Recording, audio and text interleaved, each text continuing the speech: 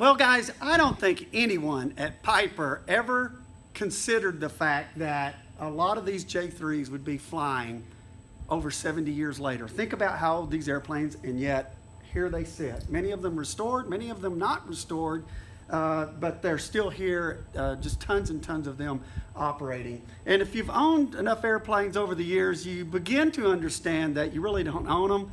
You just adopt it and take care of it for the next owner, for the next generation. That's why it's important that the logs are with the airplane, and that's when you start buying airplanes, you find, well, all the logs there, they're not, well, the airplane's not worth as much, and that is very important. But one of the things I think that we've overlooked over the years and not documented pretty much at all are the stories that are behind these airplanes. Think about how old they are, think about how many people owned them, and what the airplane meant to them. So I think we've been short-sighted on that, and here is my effort to preserve the history of this 1946 J3 Cub. So my little Cub is November 88090. It is serial number 15706, and it rolled off the plant floor in Lock Haven, Pennsylvania on February the 1st, 1946. And from there, it went to a flight school in Memphis, Tennessee. How do you know that? A practice that's, if you're new to aviation, sometimes you don't know some of these things, but a practice that we don't do now in the 30s and 40s was to log every flight in the aircraft logbook. Yeah, so every time the airplane went out, the pilot and the destination were logged in the logbook. So that's how we know where it went. Kind of wish we really still did that now. So the story of this little Cub gets interesting right off the bat. So it's at a flight school, and by August, so it came out in January or in February, and by August they had logged over 270 hours in the airplane in flight training. That's impressive. And then there's the next entry in the logbook is in November, and it simply says right wing replaced, right strut replaced, and you're like, wow, okay. So so it got wrecked, and then if you go look at the engine log, so the engine log says that they pulled a C75, Continental 75 horse engine off of an air coupe, had about 125 hours on it, and they stuck it on the Cub and sent it out the door. So the little airplane received significant damage in 1946. I mean, it's virtually brand new airplane, but that's one of the unique things that adds to the story of this airplane, because this airplane, the left wing is a wooden sparred wing and the right wing is a metal spar wing. Wow. So the reason how that happened was when the airplane was built, it got wooden sparred wings. But Piper stopped making wooden spar wings in 1946. It's a post-war airplane.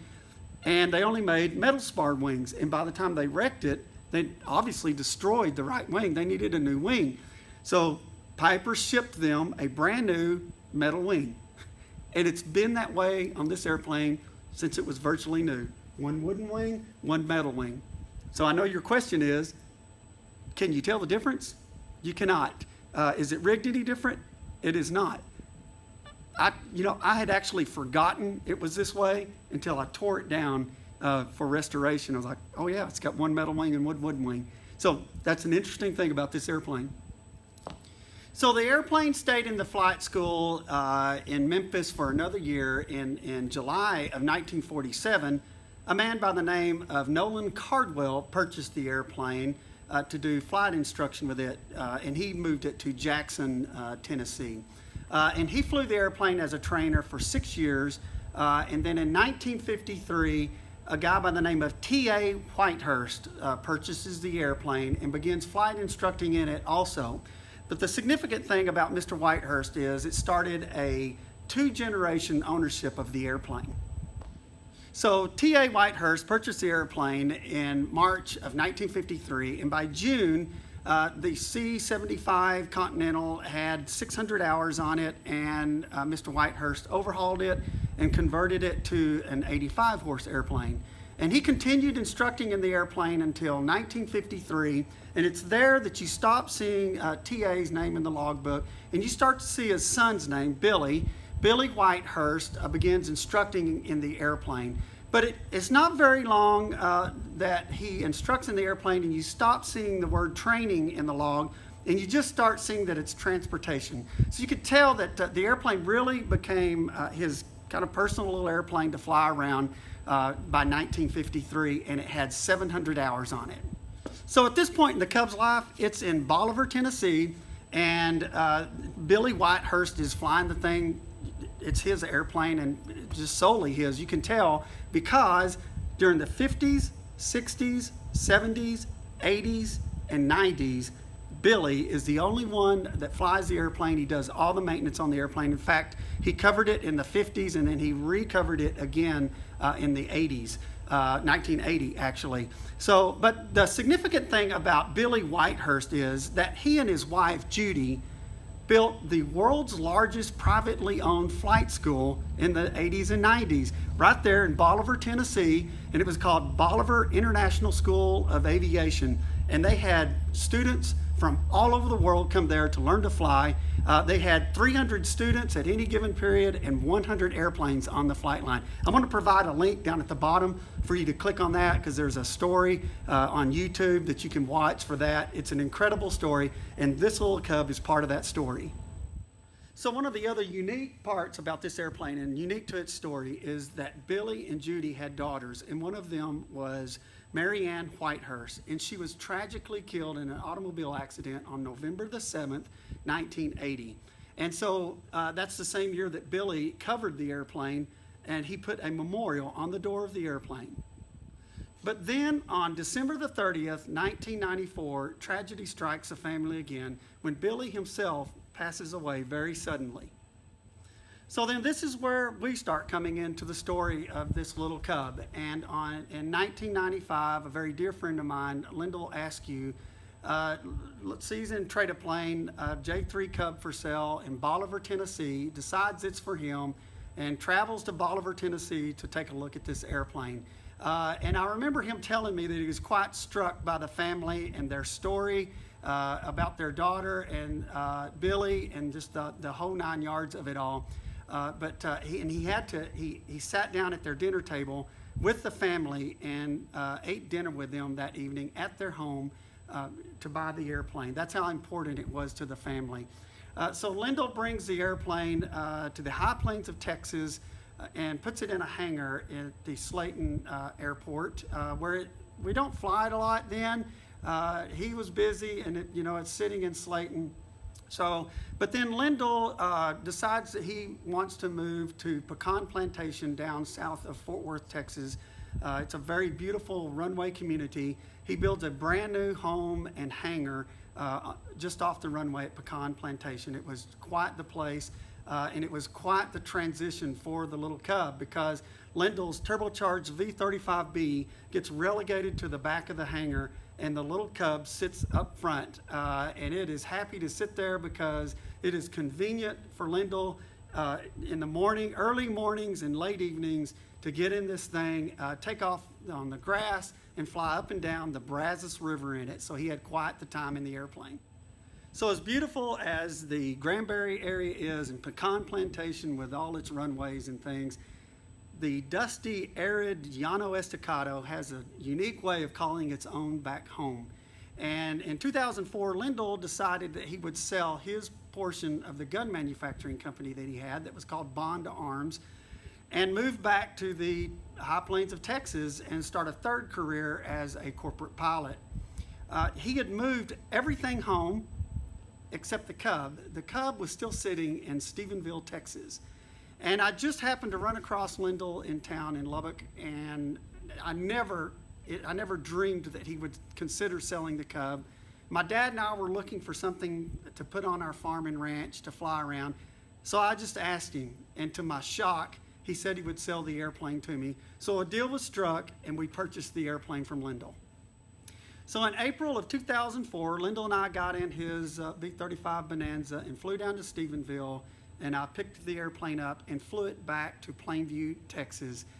In February of 2005, my father and I built a hangar at our farm and ranch southwest of Olton, and I moved the airplane there. So we're housing the airplane in Olton now, and my dad's very excited about that, and he sneaks out and starts flying the airplane on his own. And then one day he lands the airplane a little long, rolls through out onto a center pivot of alfalfa and crosses a sprinkler rut and breaks the strut attachment point off of the left main, which actually lays the right wing on the ground when you do that, and it slid to a stop. And so the funny part of the story is he didn't want to tell me, so he calls my mom, and he and my mom get out there and pick the wing of the airplane up, and they can't figure out how they're going to get this thing back to the hangar. And my mom comes up with the idea of using 2 pieces of dog chain links to attach the strut back to the airframe. And so they run one bolt through one end and another bolt through the other, and it works. It's a little lopsided, but they roll it about 300 yards back. Actually, they taxi it back and put it in the hangar. He calls me and tells me he's damaged the airplane. I show up a couple days later with a trailer to pull the wings off and take it over to Plainview to get it repaired. But I actually start looking at this dog chain fix that's on this thing. It really looks pretty good, and desperately not wanting to take the wings off this airplane and haul it. So I just rolled it out, found the flattest, smoothest place I could out there to take off, rolled in full left aileron and took off on the left main, and flew it over to Plainview and very gently landed the airplane on the left main and taxied it up to Ronnie Robbins' hangar and had him fix the airplane. So the airplane continued to live on our farm and ranch until the fall of 2010. My dad his eyesight had deteriorated to the point where he could no longer fly the airplane. And quite frankly, the airplane, living in an open T hangar on a farm and ranch, it was filthy, and it still had the cotton fabric on it that Billy WhiteHurst had put on it in 1980.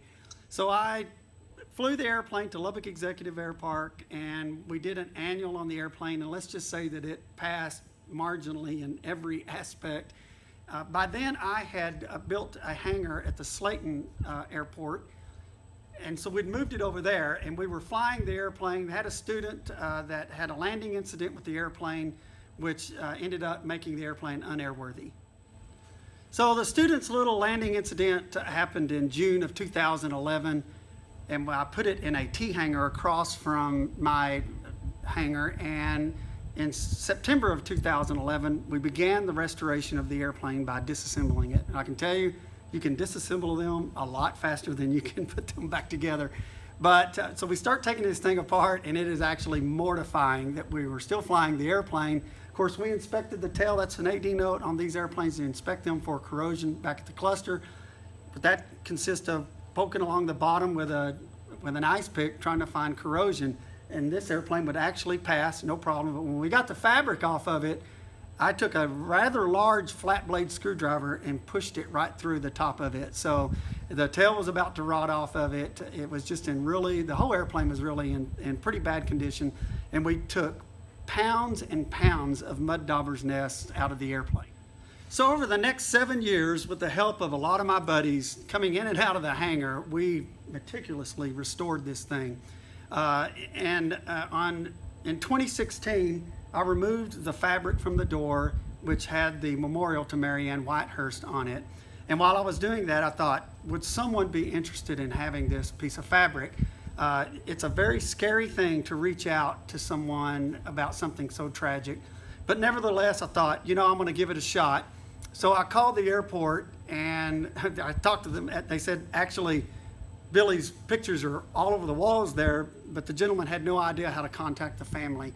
But with just a little bit more searching, I found Sharon Whitehurst on Facebook, and I reached out to her and asked her, would you like to have this piece of fabric? And of course, she was elated to have it. Her and her family, they put the fabric in a shadow box and presented it to their mom, Judy, for Christmas. And how great a thing is that? So that's just a really cool part of the story of this airplane. So I spent hundreds of hours restoring this airplane, and when something you're restoring has someone else's name on it, and it's been on there for almost 40 years, you can't help but think about those people along the way. What's happened to them? What's the life story after that? But nonetheless, I started thinking about the memorial and that Billy put it on there and that it was successful because since I've owned the airplane, since Lyndall's owned the airplane, everyone asks us, who is Marianne Whitehurst? So it was successful. And when you think about that, it's incredible. So her memory has not been lost. The memorial worked and it was very effective. So I don't think there was ever a time that I didn't think that I would put the memorial back on the airplane. It's such an intricate part of the story of the airplane. So I knew that I had to put the memorial back on the airplane. And so it's on there today to continue that memorial and continue her memory. So guys, you can also go to fattirecowboys.com and you can go to our blog and you can read about the story about this little cub. But also, I will post a rebuild history for you guys out there that are contemplating rebuilding one of these. One of the greatest things I did was I took hundreds and hundreds of pictures of this thing as I took it apart. So we're indexing those, and those are going to be available on our website also as reference to people that are rebuilding these Cubs. So, hey guys, have fun, fly safe, Viva LaRosa.